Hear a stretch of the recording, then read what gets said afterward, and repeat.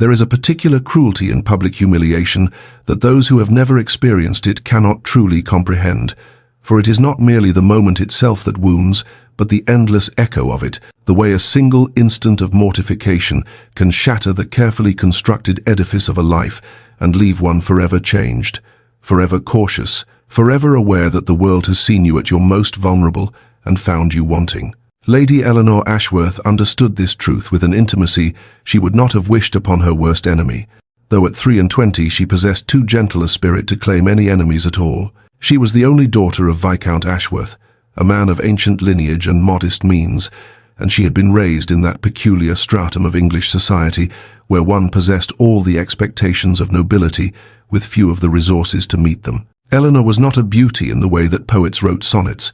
not possessed of golden curls or striking features that commanded attention upon entering a room, but there was something in her warm brown eyes that spoke of intelligence and kindness, something in the quiet dignity of her bearing that drew those who took the time to truly see her. She had a gentle loveliness, the sort that revealed itself slowly, like dawn breaking over still water,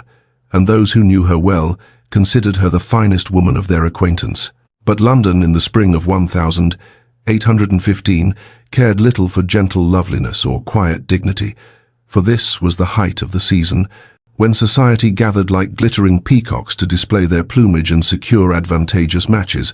and Eleanor had retreated from all of it. She had not attended a ball in 2 years, had not worn her dancing slippers or felt the press of a crowded ballroom or endured the measuring gazes of marriageable gentlemen. Instead, she remained in the country whenever possible, helping her aging father manage their declining estate,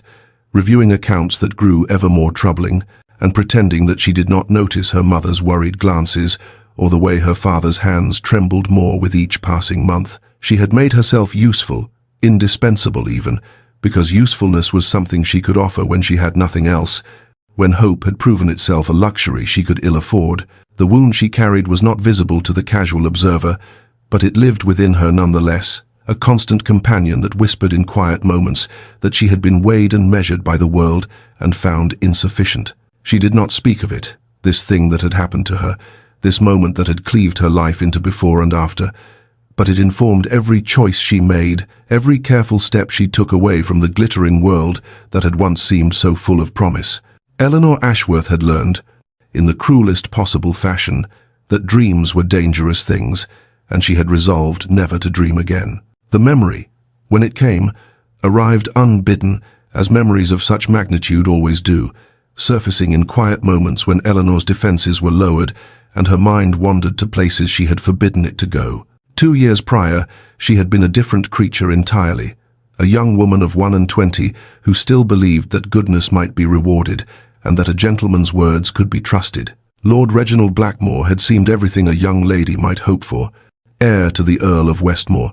possessed of golden hair and easy charm, and a smile that made Eleanor's heart flutter in ways she had read about in novels but never experienced. He had sought her out at assemblies, had danced with her twice when propriety demanded he dance with her only once, had walked with her in gardens and spoken of futures and possibilities in that careless way handsome young men speak when they believe they hold all the power in the world. Eleanor had been cautious, for caution was her nature, but even caution could not withstand the persistent siege of hope, and she had allowed herself, in the quietest chambers of her heart, to believe that perhaps she might be loved after all. Their courtship had lasted through the autumn and into the winter, long enough for society to whisper of an expected announcement, long enough for Eleanor's mother to speak of wedding clothes and Eleanor's father to inquire delicately about settlements, long enough for Eleanor herself to imagine a life as Lady Blackmore and to feel that perhaps her modest dowry and lack of connections might not matter to a man who claimed to value her gentle spirit above all worldly considerations. She had been a fool, though she had not known it then, and her foolishness had been revealed to all the world on the glittering night of Lady Pembroke's spring ball, when the finest families of London had gathered in their silks and jewels to see and be seen. Eleanor had arrived with hope singing in her veins, wearing her best gown of pale pink muslin, expecting that this might be the very night Reginald would speak to her father and make his intentions known. Instead, she had watched from across the ballroom as he raised his glass and announced his engagement to Miss Arabella Thornton, a horse-faced heiress with £40,000 and a father who had made his fortune in trade, and the world had tilted beneath Eleanor's feet and never quite righted itself again. She might have survived even that, might have retreated quietly and nursed her wounds in private, had she not heard his voice carrying across the room when a mutual acquaintance expressed surprise at the match and mentioned Eleanor's name. "Miss Ashworth," he had said with a laugh that cut like shattered glass. "Surely you jest. She has nothing to recommend her but a pleasing face. A man of my position requires fortune, not sentiment," and the laughter of those around him had risen like a wave to drown her, and Eleanor had stood frozen as the whispers spread and the glances turned her way, pitying and amused and cruel all at once. And she had learned in that single devastating moment that she had been nothing but a diversion, a pleasant way to pass the time until a better prospect emerged, and she had vowed as she retreated from that ballroom with her head held high and her heart in ruins that she would never allow herself to be so deceived again. 2 years had passed since that dreadful evening, and Eleanor had transformed herself into something practical and useful, a daughter who would not burden her family with foolish hopes or romantic notions that served no purpose but to invite further pain. She had refused her mother's gentle suggestions that she might try another season,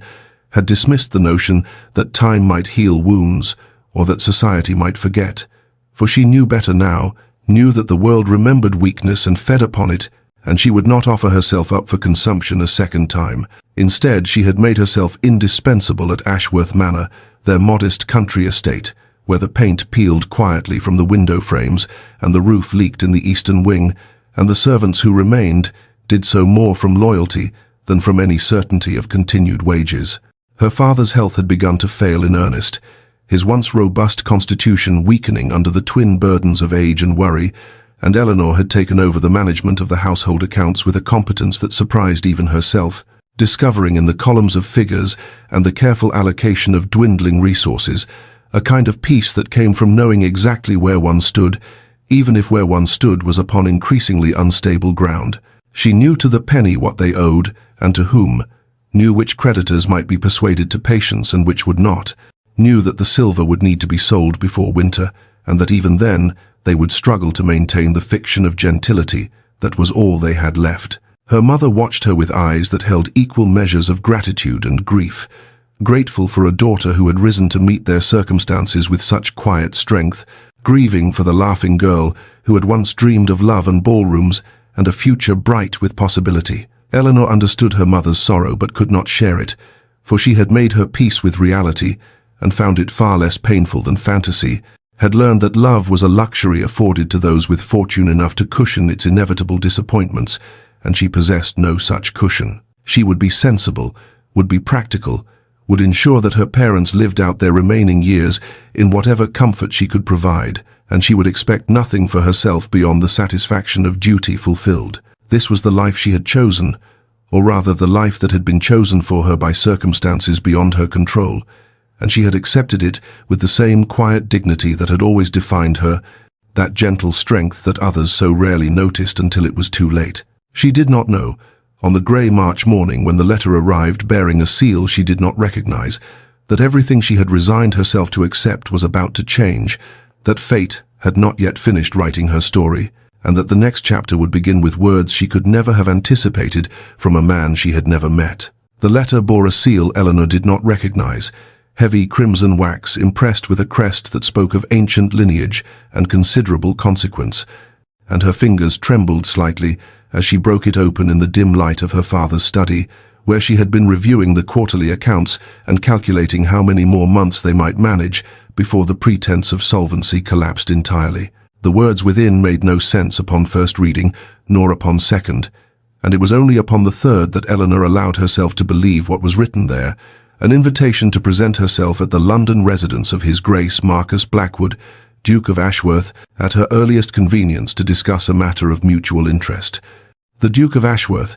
a man whose name Eleanor knew only from the whispered conversations of others, for he moved in circles so far above her own diminished sphere that she might as well have been reading of a character from mythology rather than a living gentleman who apparently wished to speak with her. She knew what society said of him, had heard the rumours even in her rural isolation, for the Duke of Ashworth was the sort of man about whom everyone spoke and no one truly knew. He was 32 years of age,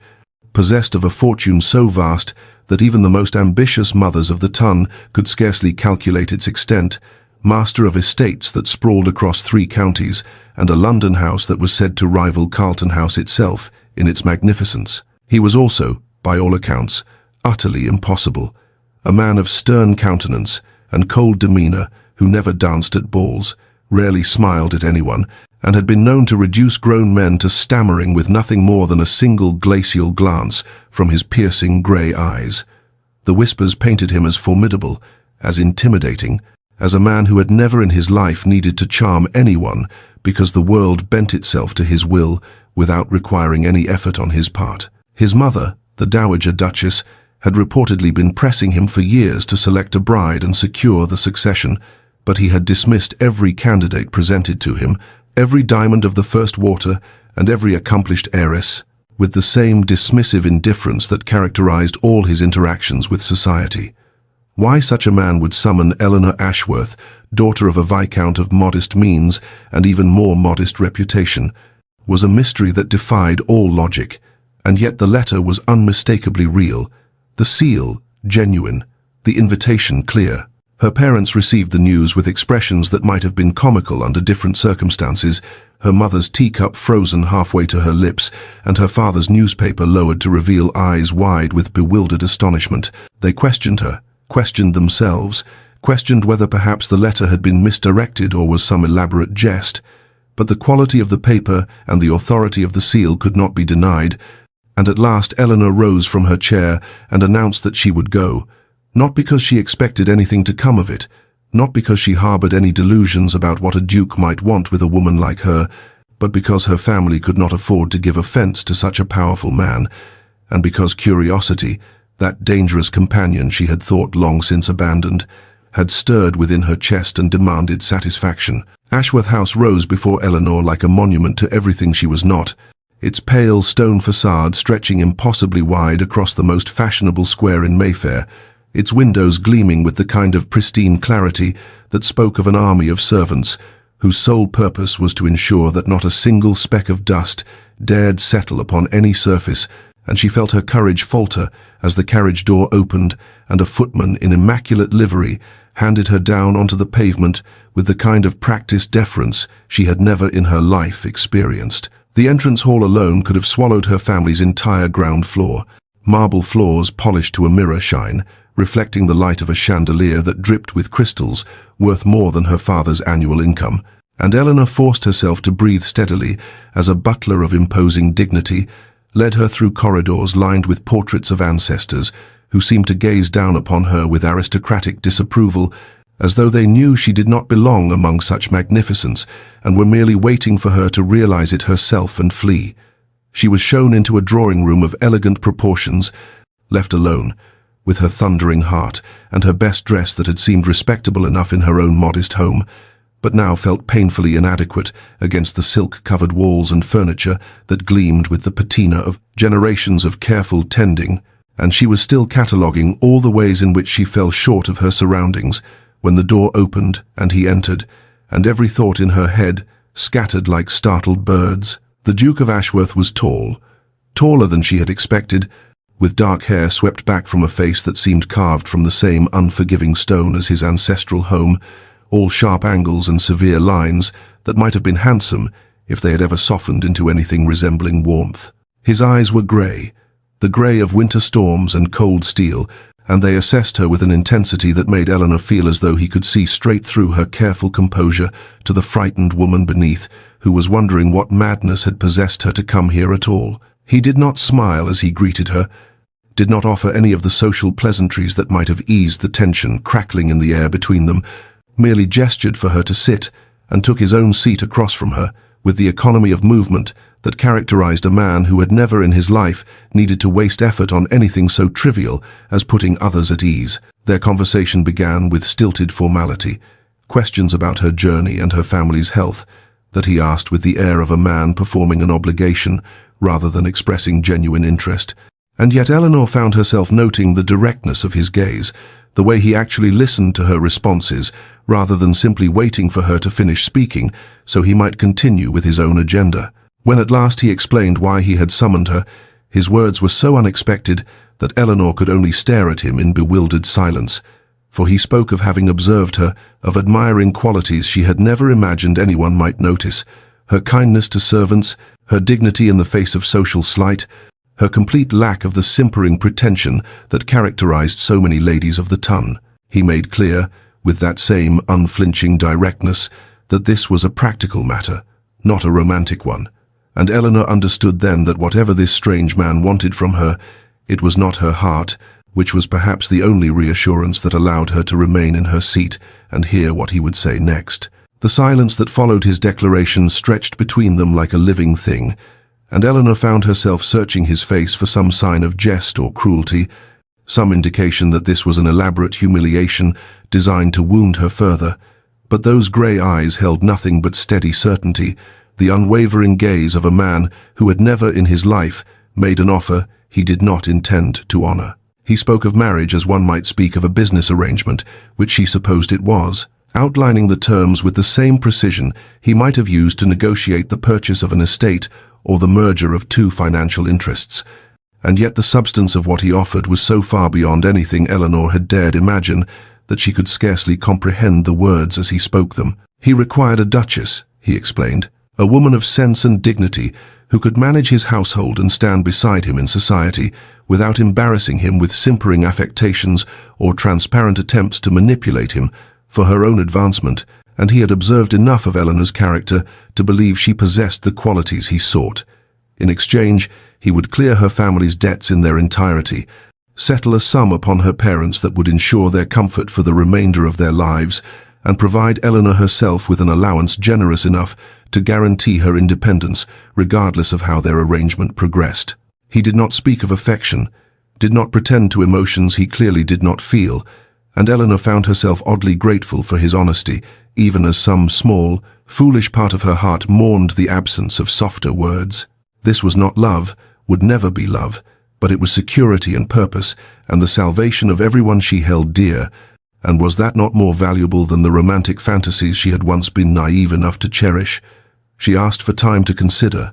her voice steadier than she had expected, and something flickered in his expression that might have been approval or might have been surprise that she had not immediately accepted what any other woman in her position would have seized without hesitation. He granted her request with a brief nod,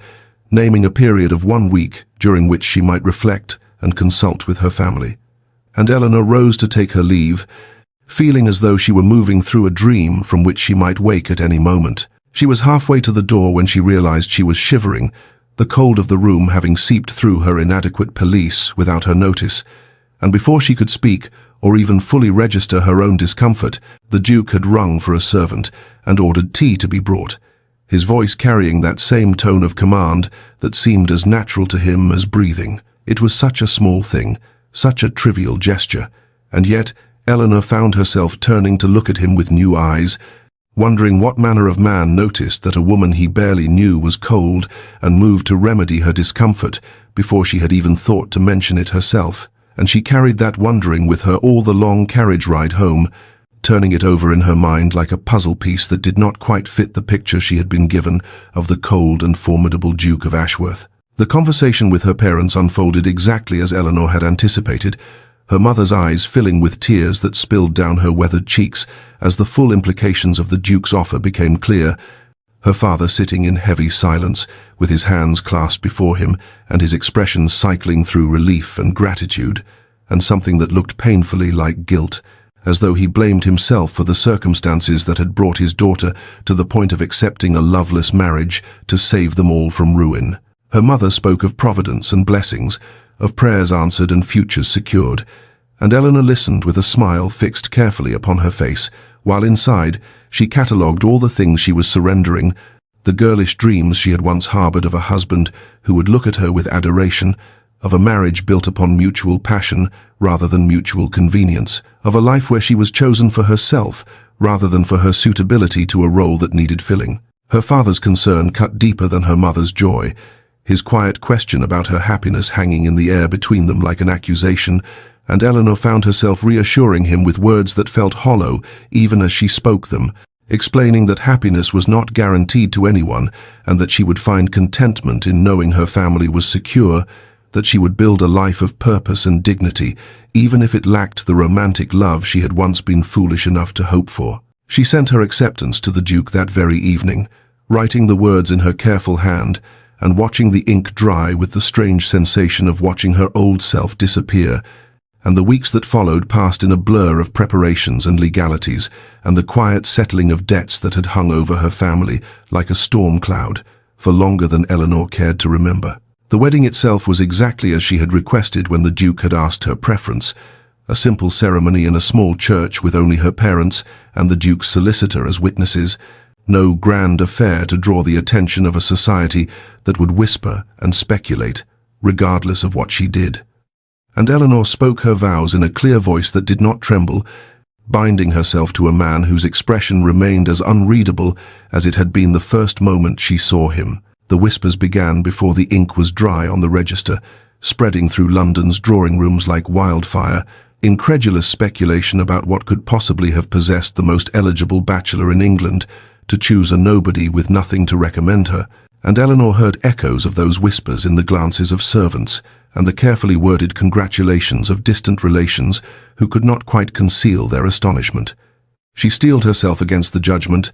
wrapping her dignity around her like armor, reminding herself that she had not asked for love and therefore could not be wounded by its absence, and when the carriage pulled away from London bearing her toward Ravensmoor and her new life as the Duchess of Ashworth, she looked out the window at the passing countryside and allowed herself to feel,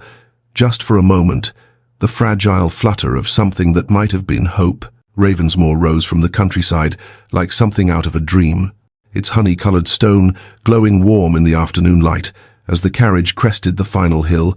and Eleanor caught her first glimpse of what was now, impossibly, her home. She had expected grandeur, had steeled herself for the cold magnificence that wealth so often produced,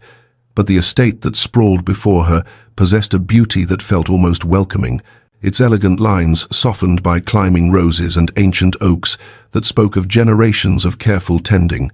of a place that had been loved rather than merely maintained. The Duke sat across from her in silence as he had for much of the journey, but she noticed his gaze turn toward the window as they approached, something shifting almost imperceptibly in his expression that might have been relief or might have been the closest thing to warmth she had yet seen him display. The household staff had assembled to greet them, a long line of faces that Eleanor found herself studying with anxious attention, searching for the judgment or resentment she half expected from servants who must surely wonder what their master had been thinking in choosing such an unremarkable bride. Instead, she found something that surprised her, respectful curtsies and bows, yes, but also glances exchanged between the maids that seemed almost pleased, and when Mrs. Barrett, the housekeeper, stepped forward to welcome her, the older woman's eyes held a warmth that seemed entirely genuine. The housekeeper showed her to her chambers with a stream of gentle chatter about the household and its workings, and Eleanor listened carefully, grateful for the information and oddly touched by the woman's obvious relief that Ravensmoor would finally have a proper mistress after so many years. Her rooms were beautiful beyond anything she had imagined, decorated in soft blues and creams that caught the light from tall windows overlooking a garden that seemed to stretch endlessly toward a distant lake. And when Mrs. Barrett mentioned that His Grace had instructed her to arrange everything according to the new Duchess's preferences, that nothing was fixed and everything could be changed to suit her tastes, Eleanor felt something loosen slightly in her chest that had been clenched tight since the moment she had spoken her wedding vows. Dinner that evening was a quiet affair, just the two of them in a dining room that could have seated 40, and Eleanor struggled against silences that stretched long enough to become uncomfortable, searching for topics of conversation that would not reveal how thoroughly out of her depth she felt. He asked about her interests, his tone formal but not unkind, and when she mentioned her love of books,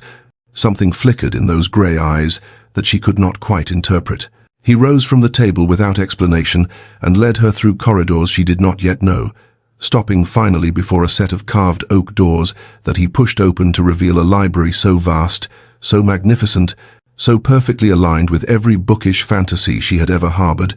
that Eleanor could only stand in the doorway with her hand pressed to her heart and her lips parted in wordless wonder. Thousands of volumes lined the walls from floor to ceiling, their leather spines gleaming in the lamplight, and the Duke stood beside her in silence for a long moment before speaking the words that Eleanor would remember for the rest of her life. "It is yours now, all of it." The days that followed settled into a rhythm that Eleanor had not anticipated, a quiet pattern of mornings spent reviewing household accounts with Mrs. Barrett and afternoons lost in the magnificent library that still made her breath catch each time she entered, and through it all she found herself noticing things about her husband that contradicted everything society had whispered about the cold and forbidding Duke of Ashworth. It began with small observations, details so minor that she might have dismissed them as coincidence had they not accumulated with such consistency. The way her morning tea arrived, prepared exactly as she preferred it, with honey rather than sugar, though she could not recall ever mentioning her preference to anyone but the maid who had attended her on that first overwhelming day. Then there were the books that appeared in her sitting room without explanation, volumes she had mentioned in passing during their increasingly lengthy dinner conversations, titles she had wondered about aloud and then forgotten, yet somehow he had remembered and procured them for her, as though her idle curiosities were matters worthy of attention. Fresh hothouse flowers began appearing in her chambers each morning, not the fashionable arrangements that society deemed appropriate, but the simple blooms she had loved since childhood, wildflowers and roses in soft colors that reminded her of her mother's modest garden.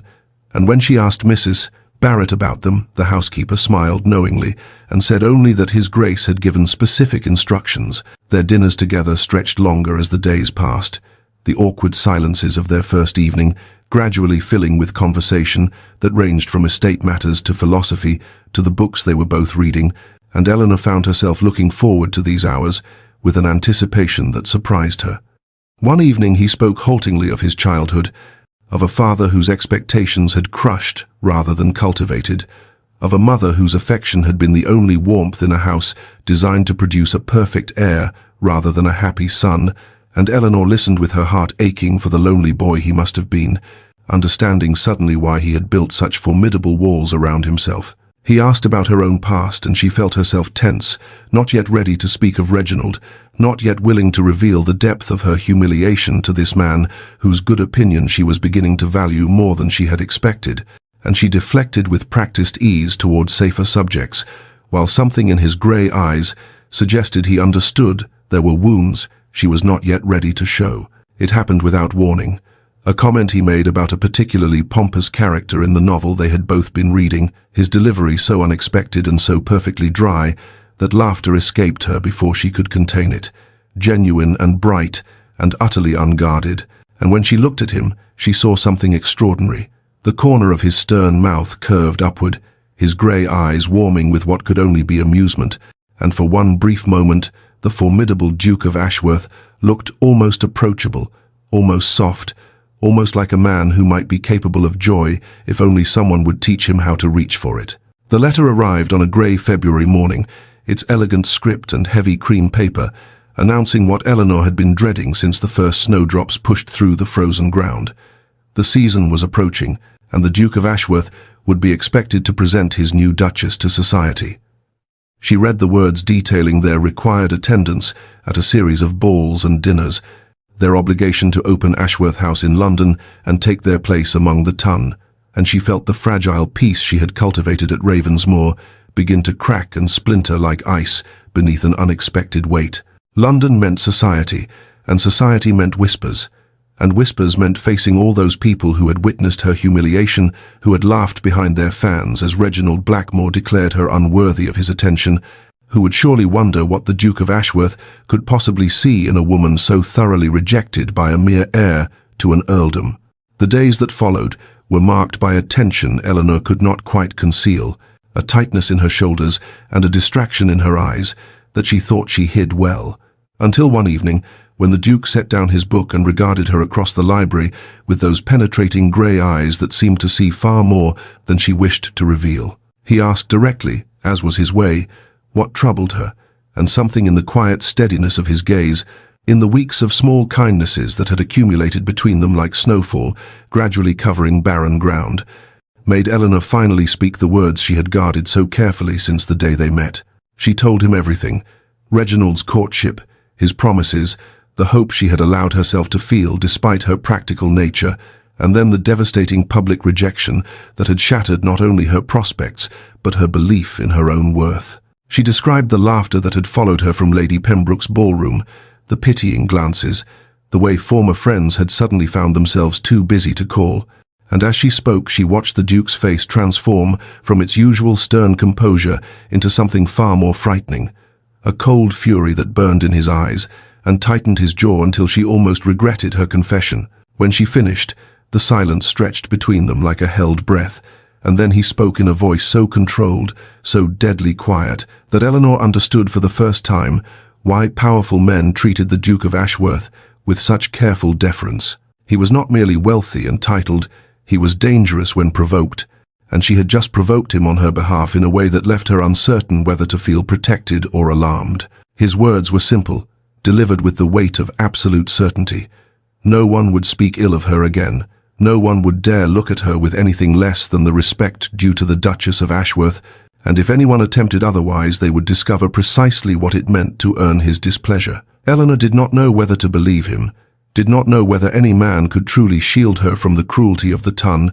but as they departed for London 2 days later, she found herself watching him with new eyes, wondering what he might do when faced with the man who had broken her, and feeling for the first time in 2 years something that might have been the stirring of hope beneath her carefully cultivated resignation. The evening of Lady Worthington's ball arrived with all the inexorable certainty of a sentence long delayed, and Eleanor stood before the mirror in her chambers at Ashworth House, while her maid arranged the final touches of her toilette, watching her own reflection as though observing a stranger prepared for battle, rather than a duchess preparing for a dance. The gown was exquisite, a creation of sapphire silk that caught the candlelight and transformed it into something luminous. The bodice fitted perfectly to her form, while the skirt swept behind her in elegant waves that whispered against the floor with each small movement she made. At her throat lay the Ashworth diamonds, a stunning cascade of stones that had adorned duchesses for generations,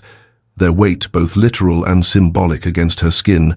and Eleanor found herself touching them repeatedly as though to confirm they were real, as though to remind herself that she had every right to wear them, despite what some might whisper behind their fans. The Duke appeared in her doorway precisely at the appointed hour, his tall figure immaculate in black evening clothes that emphasized the breadth of his shoulders and the severe handsomeness of his features, and when his grey eyes fell upon her, she saw something flicker in their depths, something that might have been admiration or approval, or perhaps something warmer still, though he expressed it only through a brief nod and the single word "beautiful" spoken in his characteristic, measured tone. The carriage ride passed in tense silence, Eleanor's gloved hands clasped tightly in her lap, while she rehearsed in her mind all the dignified responses she might offer to the cutting remarks she anticipated, and beside her the Duke sat with his customary stillness, though once his hand reached across and covered hers for just a moment, a gesture of reassurance that steadied her racing heart more than any words could have done. When they arrived at Lady Worthington's grand townhouse, the entrance hall blazing with light and buzzing with the conversation of London's most distinguished families, Eleanor felt every eye turned toward them as the majordomo announced their names in ringing tones, and the sudden hush that fell over the nearby guests confirmed what she had dreaded. Society had been waiting for this moment, hungry for a glimpse of the woman who had somehow captured the uncatchable Duke of Ashworth. She lifted her chin and placed her hand upon her husband's offered arm, and together they descended into the ballroom while whispers followed them like shadows. But the Duke's presence beside her was steady and unyielding as stone, his hand pressing hers firmly against his arm in silent reassurance. He introduced her to one influential personage after another, to countesses and earls and powerful political figures who treated her with careful deference because they understood that to slight the Duchess of Ashworth was to invite the displeasure of a man whose influence they could not afford to lose, and gradually Eleanor felt some of her tension ease as she realized that whatever society might think of her personally, none would dare voice their contempt openly. She had almost begun to enjoy herself, had almost allowed herself to believe that this evening might pass without incident, when her gaze drifted across the crowded ballroom and landed upon a face she had hoped never to see again, and her heart seized painfully in her chest as she watched Lord Reginald Blackmore turn toward her, with recognition dawning in his cold blue eyes. his wife Arabella standing beside him with a pinched and unhappy expression that suggested her £40,000 had purchased something far less satisfying than she had anticipated. He moved through the crowd toward them with the casual arrogance of a man who had never been denied anything he wanted, his smile fixed in that charming expression Eleanor remembered so well from the days when she had foolishly believed it meant something. And as he approached, she felt the familiar sensation of her throat closing and her heart racing, and all the carefully constructed composure she had cultivated over 2 years, threatening to crumble into dust at her feet. His greeting was everything she had anticipated and feared, his voice carrying just loudly enough for nearby guests to hear as he offered an elegant bow and spoke with false warmth that did nothing to disguise the malice beneath. How surprising to see her elevated so. "Miss, forgive me, Your Grace." He corrected himself with exaggerated deference. What an unexpected turn of fortune for one who once seemed destined for such a different path. Arabella stood slightly behind him, her face a study in barely concealed misery, her expensive gown and elaborate jewels doing nothing to disguise the unhappiness that had carved lines around her mouth and dulled the brightness of her eyes. And Eleanor realized with sudden clarity that £40,000 had purchased this woman nothing but a cold husband and a lonely marriage, and the bitter knowledge that she had traded her fortune for a title held by a man incapable of genuine affection. Eleanor opened her mouth to respond, to offer some dignified reply that would demonstrate how little his words affected her, but found herself frozen as though the intervening years had melted away, and she was once again that devastated girl in Lady Pembroke's ballroom, hearing herself declared unworthy before the assembled ton, feeling her dreams shatter around her like fine china thrown against marble floors. She did not need to find her voice, however, because in the space between one heartbeat and the next, the Duke stepped forward, and the temperature surrounding their small group seemed to drop by several degrees as he fixed Reginald with a gaze that could have frozen the Thames in July, and spoke in a voice so cold, so controlled, so lethally precise that Eleanor saw the colour drain from Reginald's face like water from a shattered vessel. "My wife," the Duke said with terrible emphasis, "requires no elevation, Lord Blackmore, for she has always possessed what your sort cannot purchase, regardless of how desperately you might try. Genuine worth, true grace, a quality of character that money can neither buy nor imitate." The ballroom had gone utterly silent around them, nearby conversations dying away as guests turned to witness the unprecedented spectacle of the Duke of Ashworth, defending his Duchess with a ferocity none had ever seen him display, and Eleanor watched as Reginald's confident smile faltered and crumbled and finally disappeared entirely, replaced by the dawning realization that he had grievously miscalculated in approaching a woman who was no longer unprotected, who now had a champion willing to destroy any man foolish enough to offer insult. "I suggest," the Duke continued with the same deadly calm, "that you remember precisely to whom you speak, and conduct yourself accordingly for whatever remains of your time in society, assuming you have the wisdom to remove yourself from my presence before I decide to make my displeasure more widely known." Reginald retreated, nearly stumbling over his own feet in his haste to escape, and as Eleanor stood in the ringing silence that followed, she felt something fundamental shift within her chest, a cracking open of walls she had built so carefully, a dawning recognition that this stern, reserved man had just defended her honor before all of London with a passion that revealed depths she was only beginning to understand. And for the first time since that terrible night 2 years ago, she felt not shame but something far more dangerous, the wild, terrifying, irresistible stirring of hope. The carriage ride home passed in a silence unlike any they had shared before, charged with unspoken feeling and the lingering electricity of what had transpired in that glittering ballroom, and Eleanor sat with her hands clasped tightly in her lap while she searched for words adequate to express the tumult of emotions threatening to overwhelm her carefully maintained composure. She had spent 2 years building walls around her wounded heart, 2 years convincing herself that she was unworthy of defense or devotion, 2 years accepting the judgment of a man who had never possessed the capacity to recognize true worth. And in the space of a single moment, her husband had dismantled every one of those carefully constructed beliefs with nothing more than the cold fury of his voice and the unwavering conviction of his words. When at last she found her voice, it emerged as barely more than a whisper, a simple expression of gratitude that felt wholly inadequate to convey the depth of what his defense had meant to her, and she watched his profile in the dim light filtering through the carriage windows as she spoke, saw the slight tightening of his jaw that she had come to recognize as his response to strong emotion. He dismissed her thanks with characteristic brevity, insisting that he had spoken only simple truth, that any man with eyes to see and wit to understand would recognize what Reginald Blackmore had been too foolish and too mercenary to value, and Eleanor felt her breath catch at the matter-of-fact certainty in his tone, as though her worth was so self-evident that defending it required no particular courage or consideration. Then he turned to look at her directly, his grey eyes holding hers with an intensity that made her pulse quicken, and he spoke words that would echo in her memory for years to come. "You are worth 10 of such men, Eleanor, worth 100, and I would have said far more had propriety permitted." She felt the hot prick of tears behind her eyes for the first time in longer than she could remember, felt the careful armor she had constructed around her heart begin to crack and crumble beneath the weight of his quiet conviction, and she had to look away toward the darkened streets passing beyond the window, lest he see how thoroughly his words had undone her. When they arrived at Ashworth House and parted for their separate chambers as was their custom, Eleanor found herself unable to sleep despite the lateness of the hour, lying instead in her elegant bed while she replayed every moment of the evening in exhaustive detail. The cold malice in Reginald's eyes, the misery evident in Arabella's pinched features, the absolute fearlessness with which her husband had stepped forward to shield her from harm. She thought of his hand steady at her back throughout the evening, his careful attention to her comfort, the way he had introduced her to London's most powerful figures with unmistakable pride in his voice, and she recognized with dawning wonder that something fundamental had shifted within her heart, something she had believed dead and buried, rising slowly back to trembling life. She was beginning to feel something dangerous,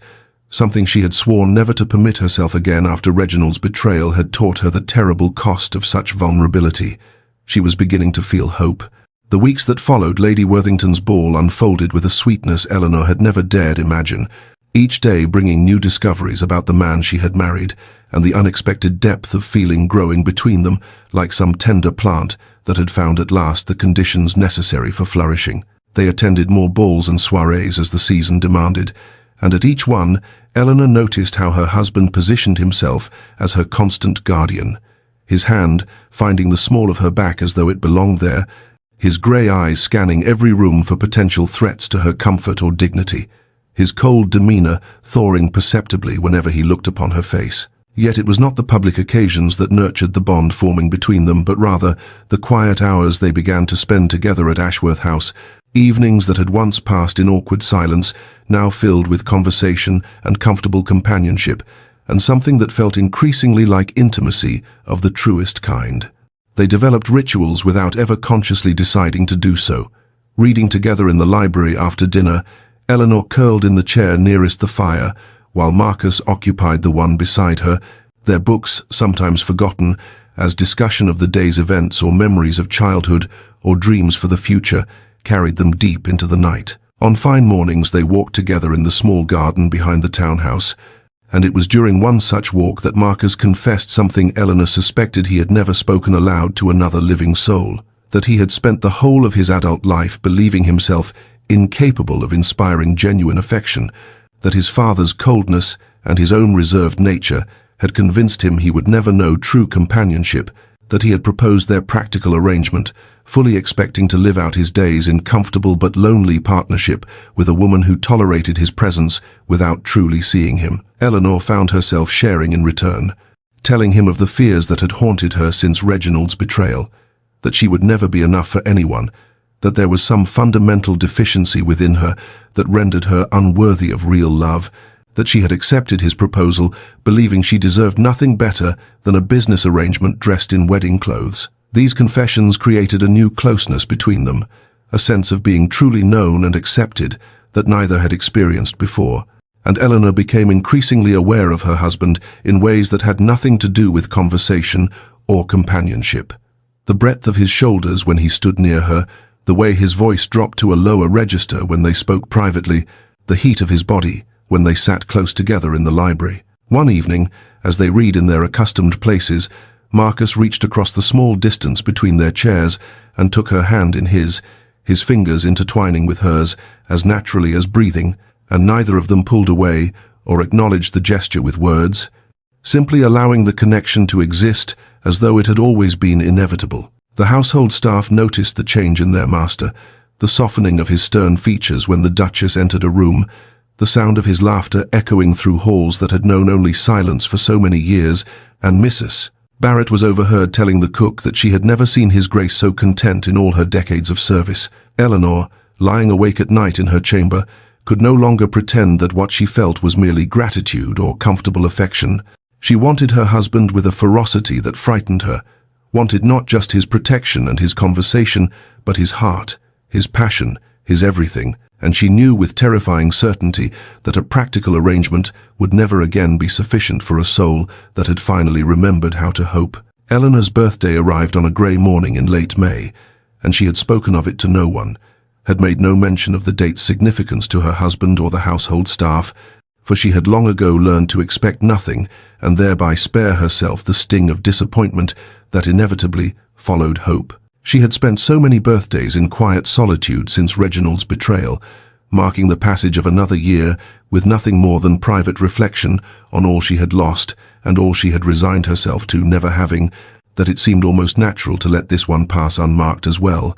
another day distinguished from its fellows only in her own silent awareness. She came down to breakfast expecting nothing out of the ordinary and found Marcus already seated at the table, which was itself unusual as he typically rose earlier and attended to correspondence in his study before she appeared,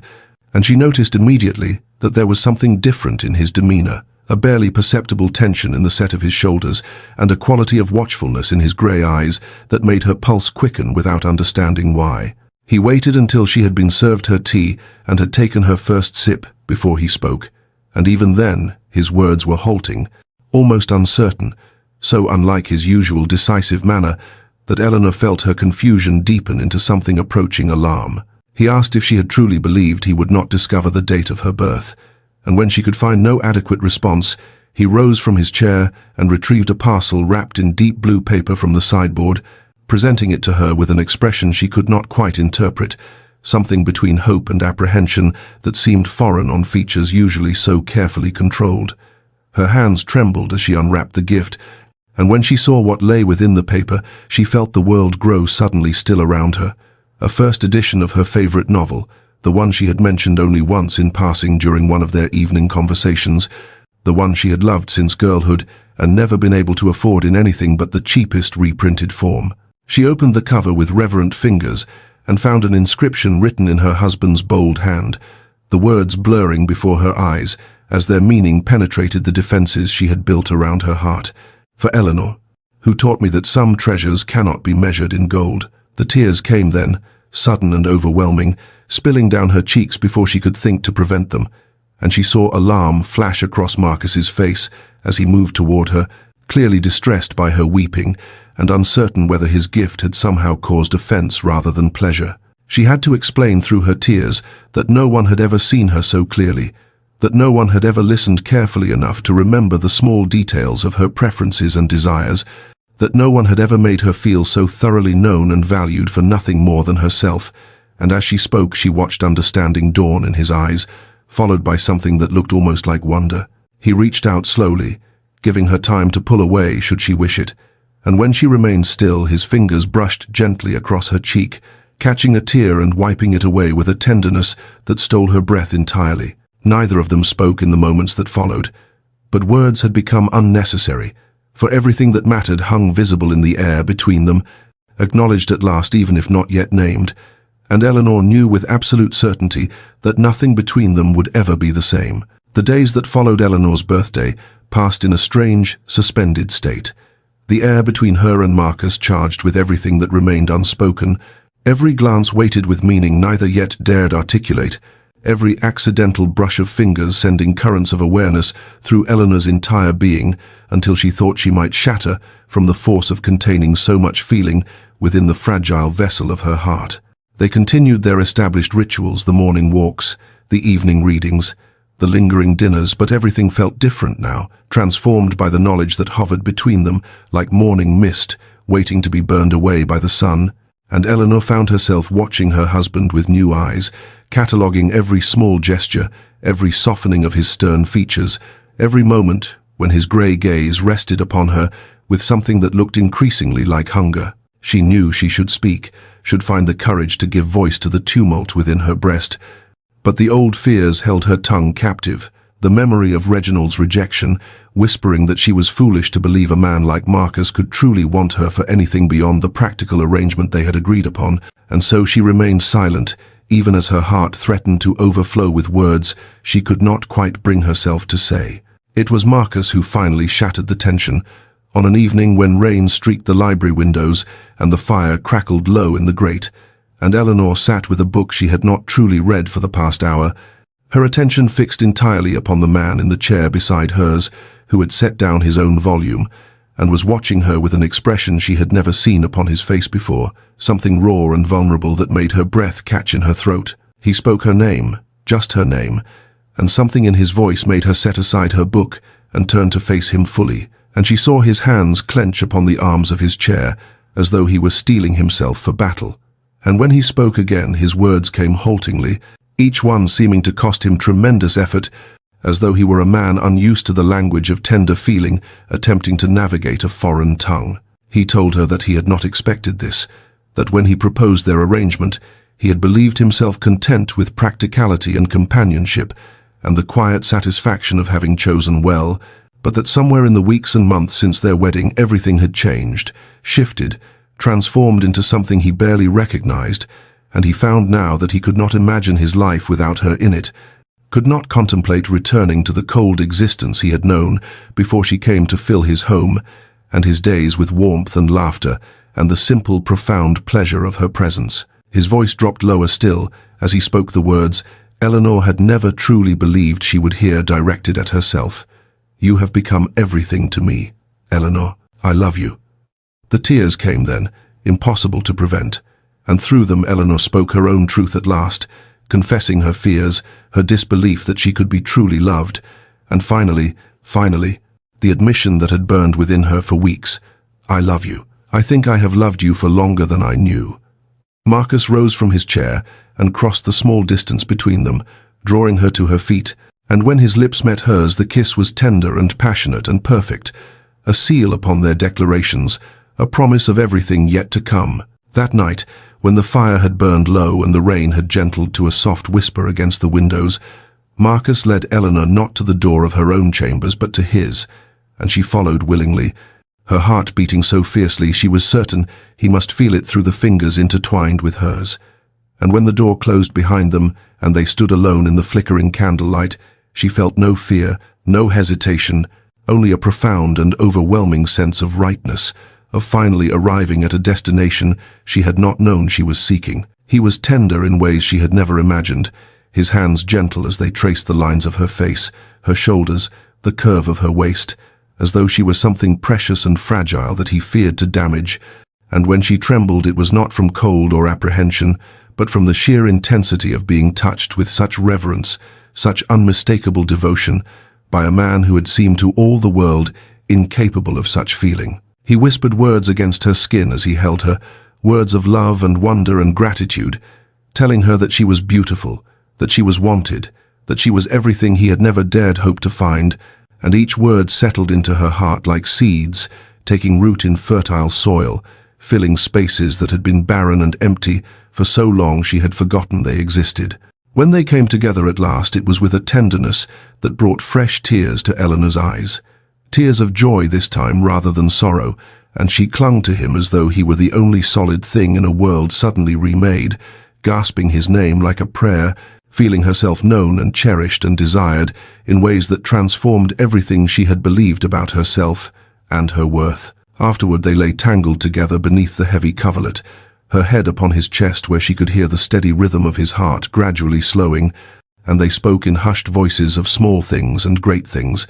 of the future stretching before them bright with possibility,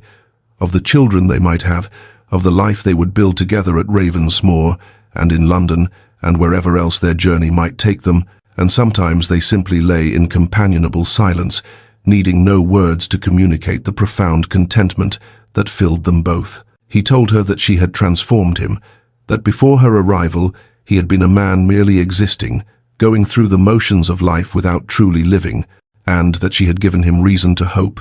reason to believe that happiness was not merely a fairy story told to children, but something real and attainable. And Eleanor pressed her lips to the place above his heart and told him that he had done the same for her, had shown her that she was worthy of love, had healed wounds she had believed would ache forever. When sleep finally claimed them, they lay intertwined, limbs tangled together as though even in unconsciousness they could not bear to be parted. And Eleanor's last thought before surrendering to dreams was one of pure and perfect wonder that this was her life now, that this man was hers and she was his,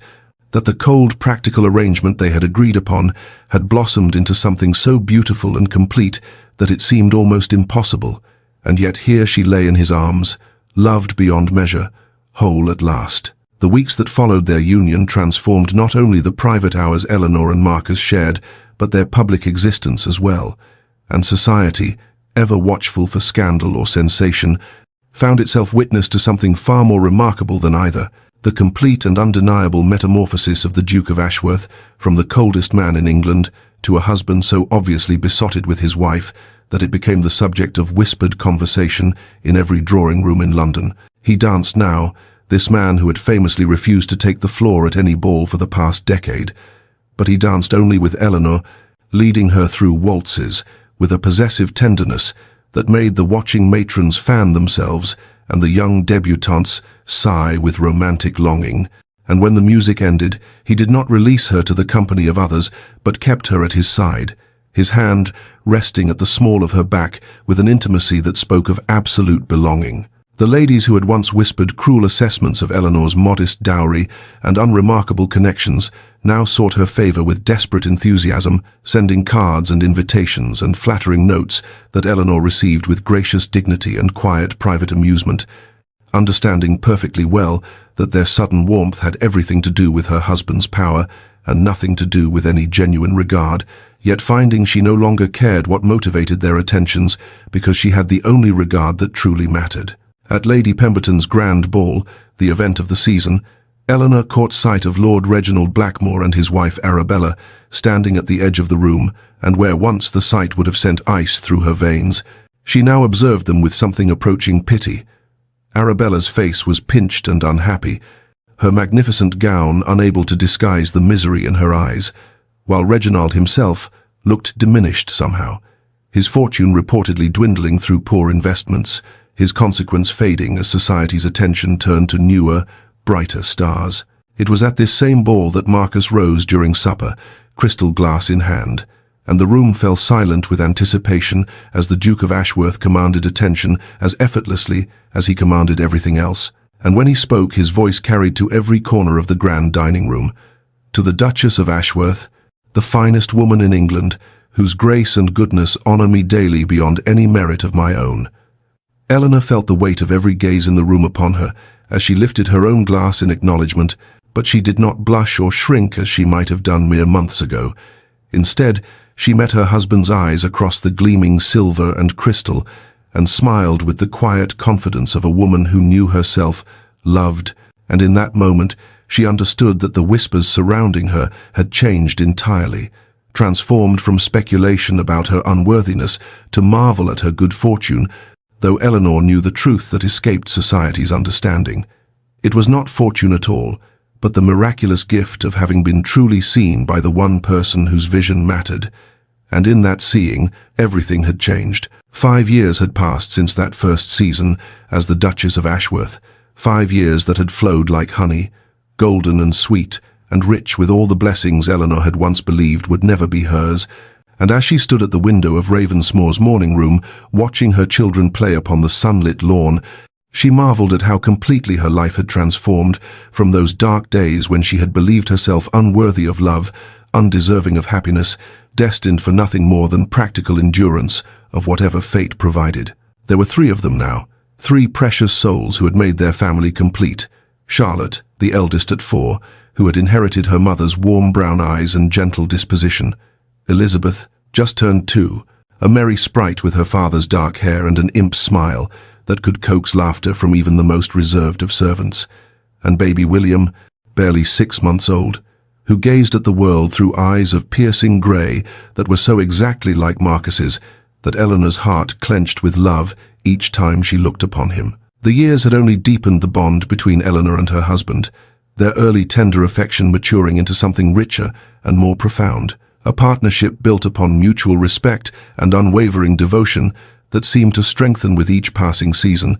Each shared joy and weathered difficulty, binding them more closely together, until Eleanor could scarcely remember what her life had felt like before Marcus had become the center of it. He remained reserved with society, this husband of hers, still the formidable duke who inspired awe and perhaps a touch of fear in those who did not know him well, but within the walls of their home he was transformed entirely, a devoted father who could be found crawling upon the nursery floor with his daughters or walking the corridors at midnight with a fretful infant cradled against his broad chest, and the sight of such tenderness from a man the world deemed cold never failed to fill Eleanor with profound gratitude for the gift of being allowed to see his true self. Her parents had visited just last week, her father's health much improved thanks to the excellent physicians Marcus had quietly arranged, her mother radiant with contentment as she spoiled her grandchildren with sweets and stories, and Eleanor had watched them together with a heart so full she thought it might overflow, remembering how close they had come to losing everything, how desperate their situation had seemed before a single letter had changed the course of all their lives. News of Reginald had reached them occasionally over the years, each report more dismal than the last. The divorce from Arabella had been scandalous, her fortune depleted and her patience exhausted, and Reginald himself had retreated to a modest property in the country, his consequence entirely diminished, his name spoken now only as a cautionary tale about the folly of valuing wealth above character. Eleanor found she could summon no satisfaction at his downfall, only a quiet gratitude that she had been spared such a fate, that his cruel rejection had ultimately delivered her to something infinitely better than anything he could have offered. That evening, after the children had been kissed and tucked into their beds, Marcus found her in the library where she sat curled in her favorite chair with a book she was not truly reading, and he crossed to her without speaking, drawing her up into his arms and holding her close as the fire crackled softly in the grate. "I thank God every day that you said yes," he murmured against her hair, and Eleanor pressed closer to him, breathing in the familiar beloved scent of him, feeling the steady beat of his heart beneath her cheek. "And I thank God every day that you saw me," she whispered back, when no one else did. And so we come to the end of Eleanor's story, though in truth it is not an ending at all, but merely a pause in a tale that continues still in the halls of Ravensmoor, in the laughter of children and the quiet moments shared between two souls who found in each other what neither had dared to hope existed, a love that was not born of passion's fleeting flame, but forged in the steadier fire of respect and kindness and the daily choice to see and cherish another person completely. Eleanor's journey had begun in humiliation, in the cruel words of a man who measured worth only in pounds and pence and found her wanting, and she had believed those words for so long, had allowed them to burrow into her heart and convince her that she was somehow less than, somehow undeserving of the happiness that seemed to come so easily to others, and yet the very wound that had nearly destroyed her had ultimately led her to something far greater than anything Lord Reginald Blackmore could ever have offered, for it had led her to Marcus, to a man whose actions spoke truths that pretty words could never equal. This is the lesson Eleanor carried with her through all the years that followed, that love built upon the foundation of mutual respect and genuine trust will always outshine the brightest infatuation, that the measure of a person's character lies not in the declarations they make, but in the small, consistent kindnesses they offer when no one is watching, that the right person will see your worth even when the world has convinced you that you have none. If you have journeyed with Eleanor through these pages, through her darkest moments and her greatest joys, then perhaps you carry some piece of her story within you now, and it is my deepest hope that her tale has offered you something of value, whether that be a few hours of pleasant escape or something more lasting, a quiet reminder that the opinions of those who cannot see your true self are worth nothing at all, and that somewhere in this vast world there may be someone capable of loving you exactly as you are, not despite your perceived flaws but inclusive of everything that makes you uniquely yourself. The final image I leave you with is this: a summer evening at Ravensmoor, the gardens ablaze with roses in full bloom, and Eleanor and Marcus walking hand in hand along the gravel path while their children's laughter echoes from somewhere beyond the hedge, where they play at some elaborate game of their own devising, and Eleanor pauses to look up at her husband, at this man who saw her when no one else did, who chose her over every glittering heiress in London, not because she possessed fortune or exceptional beauty, but because he recognized in her the qualities that truly mattered, and she smiles, with the complete contentment of a woman who knows herself loved, and he smiles back with the warmth he reserves only for her. And the cruel words spoken all those years ago at Lady Pembroke's ball seem to belong to another lifetime entirely, meaningless echoes that cannot touch her here in the life she has built, with a man who understood from the very beginning what Reginald Blackmore never could, that Eleanor Ashworth was always worthy of love, that she had always been enough, and that she simply needed someone wise enough to see it.